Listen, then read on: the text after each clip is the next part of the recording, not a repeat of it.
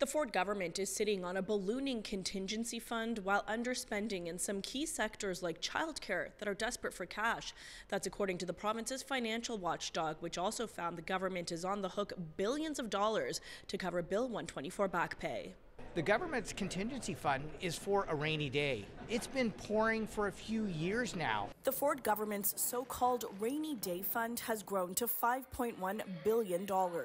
That's up from $4 billion at the start of the fiscal year, according to a new report from the Financial Accountability Office of Ontario. I mean, they're adding another $1 billion to this contingency fund when there's so many people and so many needs across Ontario. While critics say the government is hoarding taxpayer dollars, the Minister of Finance says it's necessary. It's grown significantly since the start of the fiscal year. There's a number of expenditures that we have to take into account throughout the year, not least of which is wages. Peter Bethlenfalvy is referring to the estimated $13.7 billion it will cost to cover wages impacted by Bill 124.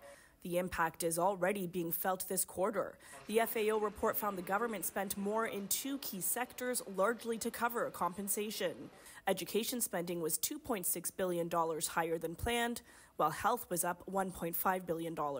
But the price is so much greater than that, right? The price that Ontarians are paying is the loss of so many of those frontline healthcare workers and education workers. Despite the cost, Bethlenfalvy didn't express any regrets about the wage restraint law. We're going to continue to be very prudent in making sure that we compensate those agreements fairly and appropriately. Meanwhile, the government has underspent in some key sectors.